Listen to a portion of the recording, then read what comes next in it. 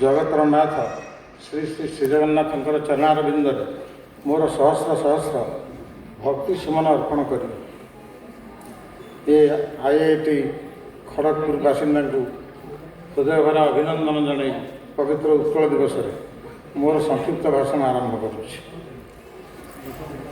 बंधुगण मु जानी आपण मैंने समस्ते भाव तल्लीन क्या आज आम उत्कल दिवस पाइचे भाषा सूत्र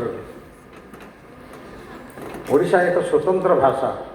से भाषा सूत्र आम पाइचे उत्कल दिवस तेणु मुझे भाव टी आपण मानू अभिनंदन जनवाई चाहूँगी। आपण मैंने समस्ते जानते सी होती लीला पुरुषोत्तम वर्तमान सी अच्छा द्वारकार द्वारकार सम्राट शयन शोकने मन पड़ुची गोप बालक मन पड़ुंट गोपी मन पड़ुंट पिता नंदराज सर्वोपरि मन पड़ुंट प्रिय सखी श्रीराधा मन तक अथय हो डाकिले उद्धव को कहले हे उद्धव तमें मोर गोटे संदेश नहीं गोपरे दे आसब ना प्रभु ये कि कथा आपण आदेश करेंगे निर्देश करेंगे मुझे पालन करें यह केवल संभव कहतु आप कौन चाहते ना तुम्हें जा गोपरे संदेश दे आसब मु जन अवतारी पुरुष धर्म संस्था पनाथाए संभवामी जुगे जुगे गोटाए जगार स्थिर निविष्ट भाव में बस रहा मोर कर्तव्य नुहे तेणु मु गोप को फेरी पारि ना। उद्धव कथा को शिरोधार्य आसी पहुँची गोपरे जिते गोपरे पहुँची से यही कथा जो बाणी प्रकाश कर तुंडर बाहरी पड़ी से बेले से गोपी मान गोप बालक मान जो भाई भर्सना पाई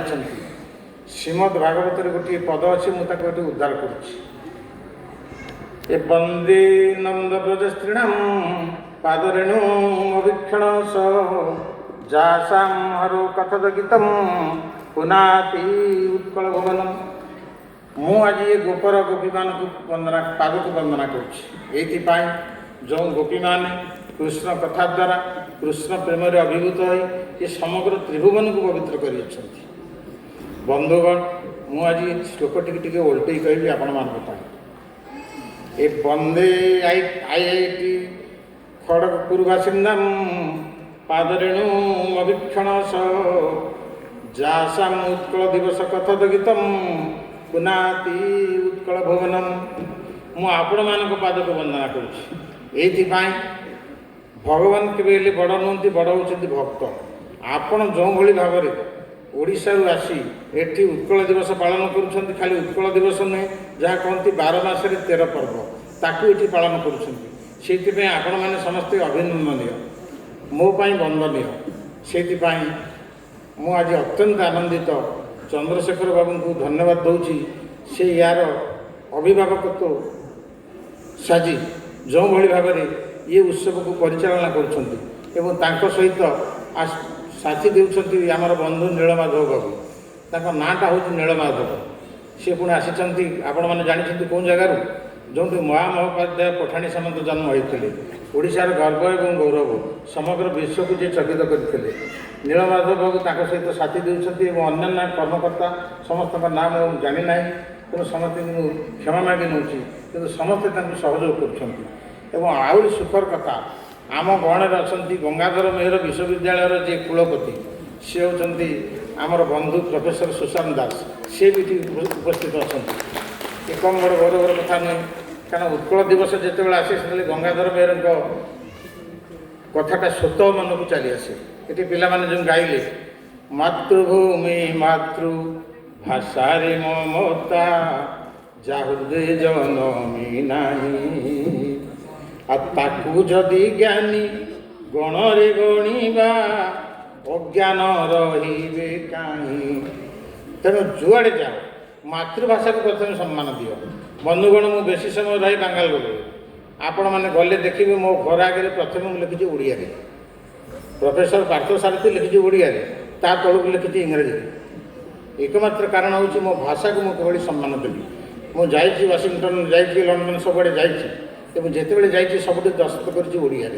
तार एकमात्र कारण हूँ मो भाषा को मुझे सम्मान देवी। आपण मैंने जानते ओडिशा कहीं एत बड़ हो संस्कृत मोर गोटे पद मन पड़ुछि श्री श्रीजगन्नाथ विशाल धर्म कोणार्क गात्रे दिभूत कारुकर्म साहित्य पीठे कविभंज सृष्टि ऋषि वेत्ता ही कलिंग कृष्टि श्री श्री जगन्नाथ विशाल धर्म कोटि कोटि ओडियांकर प्राणर आराध्य देवता होती जगतर नाथ श्री जगन्नाथ। सी खाली पुरीर नाथ नुहति से होती जगतर नाथ। श्री श्री जगन्नाथ विशाल धर्म कोणार्क गात्रे धृत कारुकर्म जो सत्ताचार्य अच्छी ता भर अन्यतम हूँ कोणार्क। सी हूँ विश्व पर्यटन स्थली एवं साहित्य पीठे कविभंज सृष्टि जो ओडिया पुओ पत्थर को पत्थर देहरे खंजी सृष्टि करथिला कोणार्क से ओडिया पुओ शब्द को शब्द सहित खंजी से सृष्टि कला काव्यर कोणार्क। एडा बड़ कवि कवि सम्राट उपेन्द्र भंज जहाँ कहते सिंहासने बसी तुम्हें साधीन सम्राट मस्तके मंडिन पुणी वैदुर्य किरीट हे उपेन्द्र तमें ओडिया जातिर भावर सम्राट प्रेमर सम्राट शब्दर सम्राट कोटि कोटि ओडियार हृदयर सम्राट। अत्यंत आनंदर कथा आज जो ऑडिटोरियम रे ये उत्सव पालन करा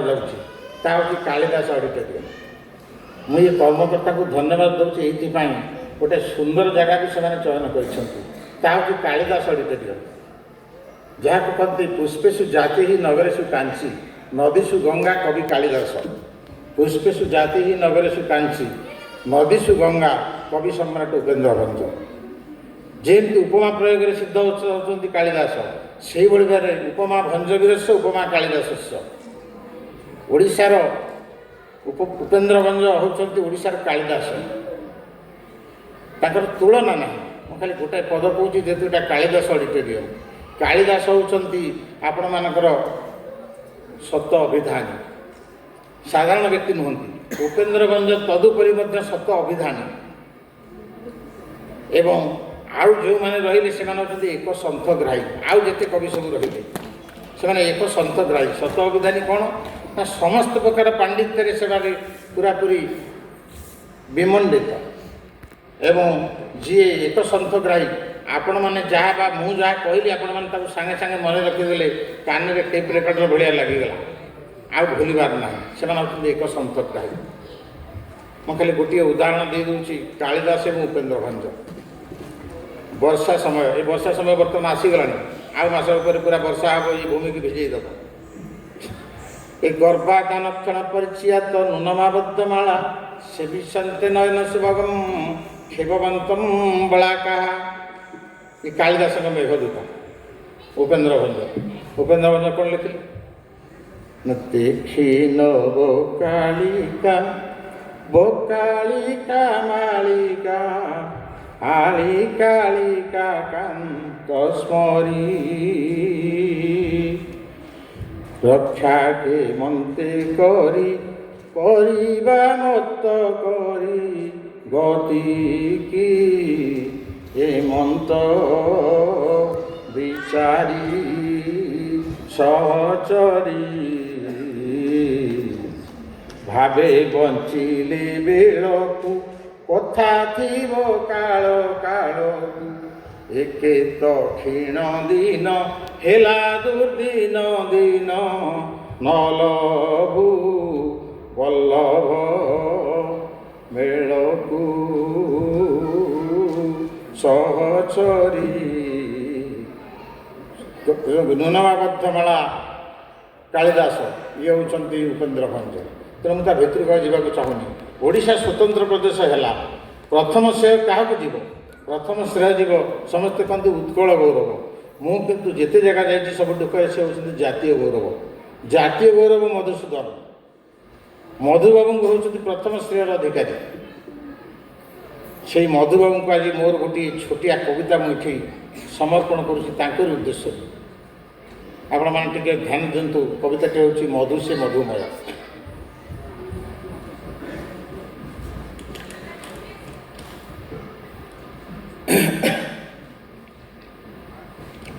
ए मधुसीना करे क्षणक पाई तुंड सुआद मधु मधुरता भरी कोटि जनता हृदय मधुकर मधु संचयी नाना सुमने भ्रमी मधु संचरिला मानव हृदय सुमने भ्रमी ଆଉ ମଧୁକାଳ ବୋଲି ବୋଲାଏ ସିନା 2ଟି ମାସ, ବରଷ ବରଷ ମଧୁର ନିତ୍ୟ ସର୍ବତ୍ର ବାସ। ମଧୁ ବହି ଆଣେ ମଳୟ ଧୀରେ ଦକ୍ଷିଣା ସାରୁ, ମଧୁ ଆଣୁଥିଲା ପ୍ରଖରେ ସଦା 10 ଦିଶରୁ। ମଧୁ ଦାନବକୁ ବିନାଶୀ ମଧୁସୂଦନ ନାମ, ମଧୁ ବିନାଶିଲା ଅସୀମ ଅରିଦୁଷ୍ଟ ଦୁର୍ଦମ। ପଞ୍ଚାମୃତେ ମଧୁ ବିନ୍ଦୁଏ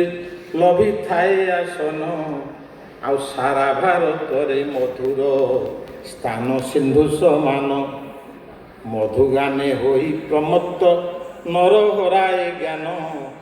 ମଧୁପାନ କରେ ସେ ପୁଣି ହୁଏ ଦେବ ସମାନ। ମଧୁ ସଙ୍ଗେ ଥିଲେ ଯେତେକ ସ୍ୱାଧୀନତା ସଂଗ୍ରାମୀ, କୁସୁମ ପରଶେ ପଠନି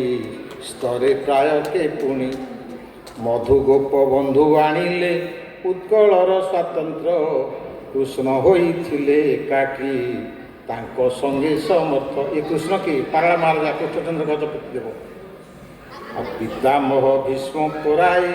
ଓଡ଼ିଶାରେ ପୂଜିତ, ତୁମ୍ଭଙ୍କୁ ହରାଇ ମଧୁହେ ମନ ଆମ୍ଭର ତିକ୍ତ। ପଣ କରିଥିଲ ଆଣିଲ ରାଜ୍ୟ ସ୍ୱୟଂ ଶାସନ, ରହିଲ ନାହିଁ ଦେଖିବାକୁ ଆମ୍ଭ ଏହି ନିମାନ। ତୁମ୍ଭ ତେଜେ ଝରି ପଡ଼ନ୍ତି କେତେ ପଡ଼ୋଶୀ ପୁଅ, ତୁମ୍ଭେ ନାହଁ ବୋଲି କରନ୍ତି ଆମ୍ଭ ସଙ୍ଗେ କଳହ। ବାଘ ଘରେ କିବା ହୋଇଛି ଆଜି ମିରିଗ ନାଟ, ଏ ଜୟଦେବ ତାଙ୍କ ବୋଲିଣ କହି କରନ୍ତି ଆଣ୍ଟ। ସ୍ୱାଭିମାନ ଟିକେ କାହାର ନାହିଁ ଆମ୍ଭ ଏ ଭେକ, ପରପାଦ ଚାଟି ବୋଲାଉ ପୁଣି ବିରାଟ ଲୋକ। କଠୋର ସାଧନା କରିକେ, କଠୋର ସାଧନା କରିକେ ଆଉ ଲଭିବ ସିଦ୍ଧି, ଦିଅନ୍ତୁ ଆଶିଷ ମଧୁହେ ହେଉ ଚରିତ୍ର ଶୁଦ୍ଧି। ଆଉ ଏତିକି ମାଗୁଣି ଶେଷରେ ମଧୁ କରିବ ପୂର୍ଣ୍ଣ, ଏ କଳିଙ୍ଗ ସମାଜ ପ୍ରାଙ୍ଗଣେ ହେଉ ମଧୁ ଉତ୍କୀର୍ଣ୍ଣ। ତେଣୁ ଘିଅ ମହୁରେ ଏ କଳିଙ୍ଗ ସମାଜ ଭାସି ଉଠୁ। ବନ୍ଧୁଗଣ, ଯେତେବେଳେ ଓଡ଼ିଆ ଭାଷା ସଙ୍କଟମୟ ପରିସ୍ଥିତିରେ କାନ୍ତିଚନ୍ଦ୍ର ଭଟ୍ଟାଚାର୍ଯ୍ୟ ନାମକ ଏକ ଶିକ୍ଷକ କହୁଛନ୍ତି ଓଡ଼ିଆ একটা ସ୍ୱତନ୍ତ୍ର ଭାଷା ନୁହେଁ, ସେତିକି ବେଳେ ତାକୁ ଜବାବ ଦେବା ପାଇଁ, ପ୍ରତିହତ କରିବା ପାଇଁ ବାଲେଶ୍ୱରରୁ ଆସିଛନ୍ତି ରାଧାନାଥ କବିବର, ରାଧାନାଥ ରାୟ, ବଙ୍ଗାଳୀ। କୋଟି କୋଟି ଦଣ୍ଡବତ ତାଙ୍କ ଚରଣ ଯୁଗଳରେ। ଭୂଦେବ ମୁଖୋପାଧ୍ୟାୟଙ୍କ ପରାମର୍ଶ କ୍ରମେ ସିଏ ରଚନା କରିଛନ୍ତି ଓଡ଼ିଆରେ। ଉଭୟ ଯାଉଛନ୍ତି ପୁରୀ। ସେତେବେଳେ ଆଜିକାଲି ଯେମିତି ସବୁ ହେଲିକପ୍ଟର ହେଇଗଲାଣି, ପୁରୀ ଚାଲି ଯାଉଛନ୍ତି ବା ଗାଡ଼ି ମଟରରେ ଯାଉଛନ୍ତି, ଟ୍ରେନରେ ଯାଉଛନ୍ତି। ସେ ବ୍ୟବସ୍ଥା ପୁରୀ କିଛି ଟ୍ରେନ୍ ଚାଲିନି, ଶଗଡ଼ ଗାଡ଼ିରେ ଯାଉଛନ୍ତି। ଆପଣମାନଙ୍କର କୌଶଲ୍ୟାଙ୍କ ପାଖରେ ରାତିରେ ଅଟକିଛନ୍ତି ଏବଂ ଭୂଦେବ ମୁଖୋପାଧ୍ୟାୟ ପଚାରିଛନ୍ତି ରାଧାନାଥଙ୍କୁ, କହିଲେ ରାଧାନାଥ, ତୁମେ ତ ଓଡ଼ିଶାରେ ବର୍ତ୍ତମାନ ଶିକ୍ଷା ବିଭାଗର ସର୍ବୋଚ୍ଚ କର୍ତ୍ତା, ଇନ୍ସପେକ୍ଟର ଅଫ୍ ସ୍କୁଲ୍ସ। ସେତେବେଳେ ଇନ୍ସପେକ୍ଟର ଅଫ୍ ସ୍କୁଲ୍ସର ଯେଉଁ ଥିଲା କ୍ଷମତା, ବର୍ତ୍ତମାନ ଏଜୁକେସନ୍ ସେକ୍ରେଟାରୀରେ ମଧ୍ୟ ସେ କ୍ଷମତା ନାହିଁ। କହିଲେ ତୁମେ କହିଲ ତୁମ ଓଡ଼ିଶାରେ ଗୋଟେ ବଡ଼ କବି ଅଛି, ମୁଁ ଶୁଣିଛି, କବି ସମ୍ରାଟ ଉପେନ୍ଦ୍ର ଭଞ୍ଜ। ସେ କ'ଣ ଏତେ ବଡ଼ କବି? ଦୁହିଁଙ୍କ ଭିତରେ ଆଲୋଚନା ଚାଲିଛି। ଯେତେବେଳେ ଆଲୋଚନା ଚାଲିଛି, କହିଲେ ସେ କ'ଣ ଖାଲି ରାଜା ରାଜୁଡ଼ାଙ୍କ ବିଷୟରେ ଲେଖିଛନ୍ତି, ସାଧାରଣ ଲୋକଙ୍କ ଉପରେ କିଛି ଲେଖିନାହାନ୍ତି? ନା ଲେଖିଛନ୍ତି। ନା କ'ଣ ଟିକେ କହିଲ? ନା କାଳି ଅନ୍ଧାରୁ କିଟିମିଟି ଅନ୍ଧାର, ଗୋଟାଏ ସବରଣୀଟେ ସେ ଯାଉଛି ଜଙ୍ଗଲ ଭିତରକୁ, ଜଙ୍ଗଲ ଭିତରେ କିଛି କୋଳି ସଂଗ୍ରହ କରିବ, ସେ କୋଳିକି ଆଣିକି ବଜାରରେ ବିକିବ, ବିକିଲେ ତା ଗୁଜୁରାଣ ମେଣ୍ଟେଇବ। କହିଲେ ଏଇଟା କ'ଣ ଲେଖିଛନ୍ତି କବି ସମ୍ରାଟ ଉପେନ୍ଦ୍ର ଭଞ୍ଜ? ନା ହଁ। ନା କେଉଁଥିରେ? ନା ଲାବଣ୍ୟବତୀରେ, ତାଙ୍କର ଯେଉଁ କଳ୍ପନା ବିଳାସ କାବ୍ୟ ଲାବଣ୍ୟବତୀ। ନା କ'ଣ ଟିକେ କହିଲ? ଭୂଦେବ ମୁଖୋପାଧ୍ୟାୟ ପଚାରୁଛନ୍ତି ରାଧାନାଥଙ୍କୁ। ରାଧାନାଥ ତାଙ୍କୁ ଉତ୍ତର ଦେଉଛନ୍ତି, ସବରି ସବରି ସର୍ବରି ଶେଷେ ବନସ୍ତକୁ ଯାଇ, ହରି ବିଦାରିତ କରି ମୋତି ପଡ଼ିଥାଇ, ଆବଦରି ଆଦରି ଭାବି ସରୋବରେ ଧୋଇ, ବିକାତ ନ ଯିବ ବୋଲି ଆସନ୍ତି ପକାଇ। ସବରି ସର୍ବରି ଶେଷେ ବନସ୍ତକୁ ଯାଇ, ସବରୁଣୀ କ'ଣ କରୁଛି? ସର୍ବରୀ ମାନେ ରାତ୍ରି, ରାତି ପାଇଯାଇଛି, କିଟି ଅନ୍ଧାର, ପୁରା ରାତି ପାଇନି, କାଳି ଅନ୍ଧାର ଯାଉ କୁହନ୍ତି। ଯାଇଛି ବନସ୍ତକୁ ସବରି ସବରି ସେ ବନସ୍ତକୁ ଯାଇ ହରି ବିଦାରିତ କରି ରାତିରେ ହରି ମାନେ ସିଂହ ପରି ମାନେ ହାତୀ ହାତୀ ସିଂହ ଭିତରେ ଜୋରଦାର ଲଢ଼େଇ ହେଇଛି ହାତୀ ମୁଣ୍ଡରେ ଥାଏ ମୁକ୍ତା ସିଂହ କ'ଣ କରିଛି ତା ମୁଣ୍ଡକୁ କେମିତି ଆଞ୍ଚୁଡ଼ି ପକାଇଛି ତା ମୁଣ୍ଡରୁ ମୁକ୍ତା ଗୁଡ଼ା ଧରିଛି ହରି ବିଦାରିତ କରି ମୋତି ପଡ଼ି ଥାଇ ଆବଦରି ଆଦରି ଭାବି ସରୋବରେ ଧୋଇ ସକାଳୁ ସକାଳୁ ଯାଇ ପୁରା କାଳି ଅନ୍ଧାର ପହଞ୍ଚି ଯାଇଛି ସେ ଗଛ ମୂଳେ ଦେଖିଲା ସିଂହ ହାତୀ ଭିତରେ ଲଢ଼େଇ ହେଇଛି ତା ମୁଣ୍ଡରୁ ଯେଉଁ ମୁକ୍ତା ଗୁଡ଼ା ଝଡ଼ି ଯାଇଛି ସେ କ'ଣ କରିଛି ନା ତାକୁ ଗୋଟେଇକି ଆଣିଛି ଏ ତ ସବରୁଣୀ ନା ସେ ଜାଣିପାରୁନି ଏଗୁଡ଼ା ମୁକ୍ତା ବୋଲି ଆସିକି ସରୋବରରେ ଧୋଇ ମାନେ ପୁଷ୍କରିଣୀ ନେଇ ତାକୁ ଧୋଇଛି ଧୋଇ ସାରିବା ପରେ ଏତିକି ବେଳେ ସୂର୍ଯ୍ୟ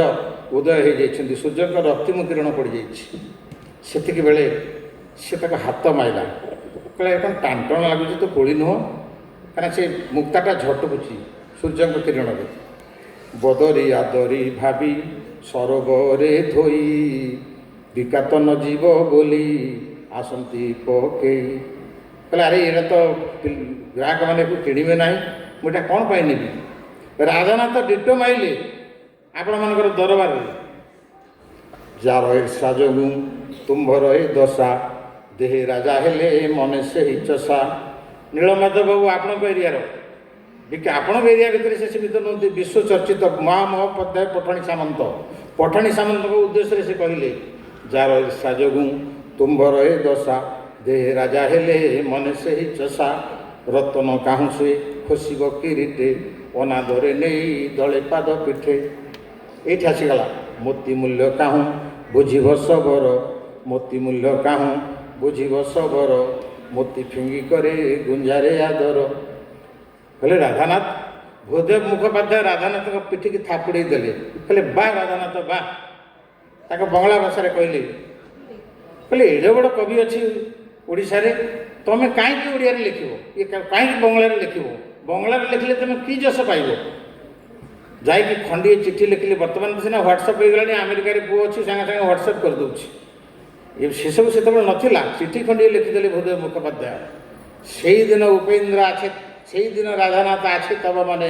সেইদিন কবিবর মম সন্নিধানে উপেন্দ্র ভঞ্জর সেই কবিতা সুন্দর শুনাই মহিয়াছিল আমার অন্তর কোটি কোটি দণ্ডবত ভূদেব মুখোপাধ্যায়ଙ୍କୁ ରାଧାନାଥଙ୍କୁ ଯେଉଁ ରାଧାନାଥ ଓଡ଼ିଆ ସାହିତ୍ୟର ଲେଖନୀ ଚାଳନା କରି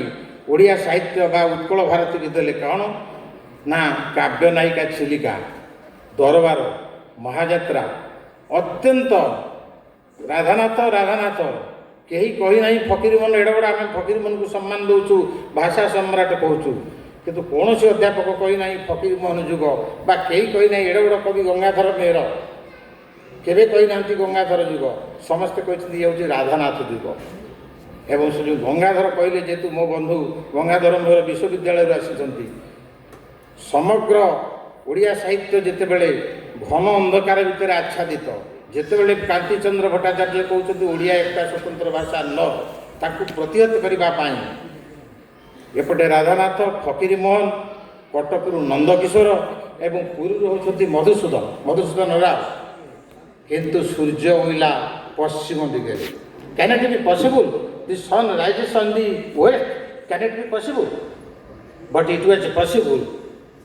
ଇନ୍ ଦ ରାଇଟିଂ ଅଫ୍ ସ୍ୱଭାବ କବି ଗଙ୍ଗାଧର ମେହେର କେମିତି ନା the sun rises on the west Gangadhar ରୂପୀ ସୂର୍ଯ୍ୟଙ୍କ ଆବିର୍ଭାବ ହୋଇଥିଲା ପଶ୍ଚିମ ଓଡ଼ିଶାର ବରପାଲିରେ ଏ କମ୍ ବଡ଼ ଗୌରବର କଥା ନୁହେଁ ତେଣୁ ବନ୍ଧୁଗଣ କହିବାକୁ ତ ଅନେକ କଥା ଅଛି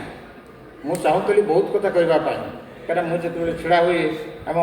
ବନ୍ଧୁ ସତ୍ୟନାଶ ଆଇଛନ୍ତି ସେ କହିଲେ ସେ 15 ମିନିଟ୍ରେ କ'ଣ କହିବେ ସେ ତ ଅଳଙ୍କରଣ କରୁ କରୁ ଚାଲିଯିବ ପ୍ରକୃତରେ ସେଇଆ କିନ୍ତୁ କହିବାକୁ ବହୁତ କଥା ଅଛି ବନ୍ଧୁଗଣ ମୁଁ ଆପଣମାନଙ୍କୁ କୋଟି କୋଟି ବଧେଇ ଜଣାଉଛି ମୁଁ ଖାଲି IIT ନୁହଁ ବହୁ IIT ଅନୁଷ୍ଠାନକୁ ମୁଁ ଯାଇଛି କାହିଁକିନା ଆପଣମାନେ ଯାନ୍ତ୍ରିକ ବିଭାଗର ଅଧ୍ୟାପକ ଅଧ୍ୟାପିକା ବା ଛାତ୍ରଛାତ୍ରୀ କିନ୍ତୁ ଏ ସାହିତ୍ୟ ପ୍ରତି ଯେଉଁ ଅଭିରୁଚି ରଖିଛନ୍ତି ସାହିତ୍ୟ ହେଉଛି ଗୋଟେ ଭାବ ବିଭାବାନୁଭାବ ବ୍ୟଭିଚାରୀ ସଂଯୋଗାତ ରସ ନିଷ୍ପତ୍ତି ତାପରେ ରସର ସୃଷ୍ଟି ହେଉଛି ତେଣୁ ସାହିତ୍ୟକୁ ଛାଡ଼ି ମଣିଷର କିଛି ମୂଲ୍ୟ ରହେ ନାହିଁ ତେଣୁ ସାହିତ୍ୟ ହେଉଛି ଗୋଟେ ଶ୍ରେଷ୍ଠ ବିଭବ ସେହି ସାହିତ୍ୟ ମାଧ୍ୟମରେ ବା ଉତ୍କଳ ଦିବସ ମାଧ୍ୟମରେ ଆପଣ ଯେଉଁଭଳି ଭାବରେ ସାହିତ୍ୟର ଜୟ ଜୟକାର କରୁଛନ୍ତି ଆପଣମାନଙ୍କୁ ବଧେଇ ଜଣାଉଛି ଏବଂ ମୋତେ ଏଠିକି ଡାକିଥିବାରୁ मोर बंधु चंद्रशेखर बाबू नीलमाधव बाबू समस्त की एवं आउ जड़े छात्र मल्लिक बाबू समस्त की मोर सश्रद्ध अभिनंदन जनाऊँगी। ये कही आपण मोर वाणी की विराम नौकरी। वंदे उत्कल जननी जय जगन्नाथ।